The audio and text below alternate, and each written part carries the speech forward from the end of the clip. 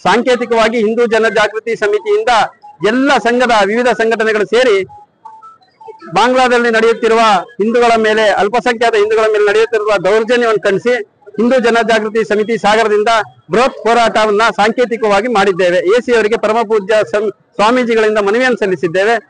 ಅಲ್ಲಿಯ ಹಿಂದೂಗಳಿಗೆ ಶಾಂತಿ ಮತ್ತು ನೆಮ್ಮದಿ ಸಿಗಬೇಕು, ಅಲ್ಲಿ ಬಂಧಿಸುವಂತ ಸ್ವಾಮೀಜಿಗಳನ್ನು ತಕ್ಷಣವೇ ಬಿಡಬೇಕು, ಸ್ವಾಭಿಮಾನದಿಂದ ಬಾಂಗ್ಲಾದೇಶದಲ್ಲಿ ಜಗತ್ತಿನ ಹಿಂದೂಗಳು ಬದುಕಾಗಬೇಕು. ಅಲ್ಲಿಯವರೆಗೂ ಈ ಹೋರಾಟ ನಿಲ್ಲೋದಿಲ್ಲ. ಮುಂದಿನ ತಕ್ಷಣವೇ ಸರ್ಕಾರ ಎಚ್ಚೆತ್ತು ಅಲ್ಲಿ ಶಾಂತಿಯನ್ನು ಕಾಪಾಡೋದಕ್ಕೆ ಏನ್ ಬೇಕೋ ಅದನ್ನ ಮಾಡಬೇಕು. ಇಲ್ಲದೆ ಹೋದ್ರೆ ಹಿಂದೂಗಳು ಮತ್ತೆ ಉಗ್ರ ಹೋರಾಟವನ್ನು ಮಾಡ್ತಾರೆ ಅಂತ ಎಚ್ಚರಿಸ್ತಾ ತಕ್ಷಣವೇ ಅಲ್ಲಿರ್ತಕ್ಕಂಥ ಸ್ವಾಮೀಜಿ ಬಿಡುಗಡೆ ಮಾಡಬೇಕು ಅಂತ ಆಗ್ರಹಿಸ್ತಾ ಈ ಆಗ್ರಹ ಮಾಡ್ತಾ ಇದ್ದೇವೆ.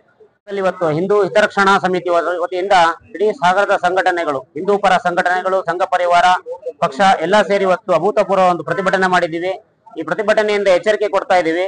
ಏನ್ ಬಾಂಗ್ಲಾದೇಶದ ಇಲ್ಲಿ ನಮ್ಮ ಹಿಂದೂಗಳನ್ನ ಹತ್ಯೆ ಆಗ್ತಾ ಇದೆ ಅದನ್ನ ತೀವ್ರವಾಗಿ ನಾವು ಖಂಡಿಸ್ತಾ ಇದೀವಿ. ಬಾಂಗ್ಲಾದೇಶದ ಮುಸಲ್ಮಾನರು ಸಹ ಕರ್ನಾಟಕದಲ್ಲಿ ತುಂಬಾ ಸಂಖ್ಯೆಯಲ್ಲಿ ಇದ್ದಾರೆ.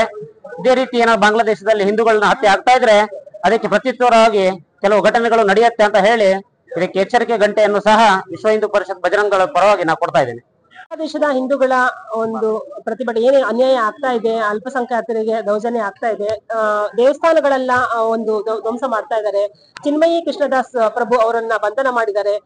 ಅವ್ರ ಮೇಲೆ ಒಂದು ರಾಷ್ಟ್ರ ದ್ರೋಹ ಮಾಡಿರ್ತಕ್ಕಂಥ ಒಂದು ಕೇಸನ್ನ ಹಾಕಿದ್ದಾರೆ. ಅವರು ನಿಜವಾಗ್ಲೂ ನೋಡ್ತಾ ಇದ್ರೆ ನಮ್ಗೆ ಮನಸ್ಸು ಒಂದು ಕರುಳು ಕಿತ್ತು ಬರುತ್ತೆ. ಅವ್ರು ಹೋಗುವಾಗ ಎಲ್ರಿಗೂ ಕೂಡ ಒಂದು ಸೂಚನೆ ಕೊಟ್ಟಿದ್ದಾರೆ. ಅವ್ರ ಕಣ್ಣಲ್ಲಿ ತುಂಬಿರತಕ್ಕಂತ ಒಂದು ಆತಂಕ ಏನು ಅನ್ನೋದು ಪ್ರತಿಯೊಬ್ಬ ಹಿಂದೂಗಳು ನೋಡಿದವಾಗ ಅರ್ಥ ಆಗತ್ತೆ. ಯಾಕಂದ್ರೆ ನಾವೆಲ್ಲರೂ ಹಿಂದೂಗಳು ಒಗ್ಗಟ್ಟಾಗಿರ್ಬೇಕು ಅನ್ನೋ ಸಂದೇಶವನ್ನು ಕೊಡ್ತಾ ಹೋಗಿದ್ದಾರೆ. ಬರೀ ಕೇವಲ ಒಂದು ಬಾಂಗ್ಲಾದೇಶ ಧ್ವಜಕ್ಕಿಂತ ಸ್ವಲ್ಪ ಎತ್ತರದಲ್ಲಿ ಕೇಸರಿ ಧ್ವಜ ಹಾರಿಸಿದ್ದಾರೆ ಅನ್ನೋ ಒಂದೇ ಒಂದು ಕಾರಣಕ್ಕೋಸ್ಕರ ಅವರಿಗೆ ದೇಶದ್ರೋಹದ ಒಂದು ಕೇಸನ್ನ ದಾಖಲು ಮಾಡ್ತಾರೆ. ನಾವೆಲ್ಲರೂ ಕೂಡ ಅರ್ಥ ಮಾಡ್ಕೋಬೇಕು.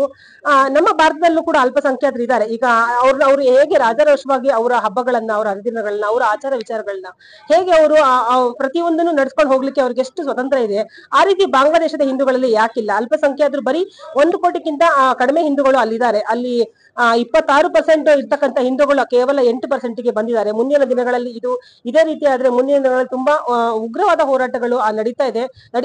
ನಡೀಲೇಬೇಕಾದಂತ ಒಂದು ಸಂದರ್ಭಗಳು ಖಂಡಿತ ಬರುತ್ತೆ. ಇವತ್ತು ಹಿಂದೂ ಹಿತರಕ್ಷಣಾ ಸಮಿತಿಯಿಂದ ಒಂದು ಪ್ರತಿಭಟನೆಗೆ ಕರೆಯನ್ನು ಕೊಟ್ಟಿದ್ರು ಪರಿವಾರದ ಪ್ರಮುಖರು. ಹಾಗಾಗಿ ಎಲ್ಲ ಪರಿವಾರದ ಕೆಳಗಡೆ ಬರ್ತಕ್ಕಂಥ ಎಲ್ಲ ಸಂಘಟನೆಗಳು, ಪಕ್ಷ ಎಲ್ಲದೂ ಕೂಡ ಒಗ್ಗಟ್ಟಾಗಿ ಒಂದು ಬೃಹತ್ ಮಟ್ಟದ ಪ್ರತಿಭಟನೆ ಇವತ್ತು ಸಾಗರದಲ್ಲಿ ನಡೆದಿದೆ. ಬಂದಿರ್ತಕ್ಕಂಥ ಎಲ್ಲ ಸಮಾಜ ಬಾಂಧವರಿಗೂ ಹಾಗೆ ಎಲ್ಲ ವರ್ತಕರ ಸಂಘದವರಿಗೂ, ಆ ಹಿಂದೂ ಸಮಾಜಕ್ಕೆ ನಾನು ಧನ್ಯವಾದಗಳನ್ನ ಹೇಳ್ತೀನಿ. ನಮಸ್ತೆ.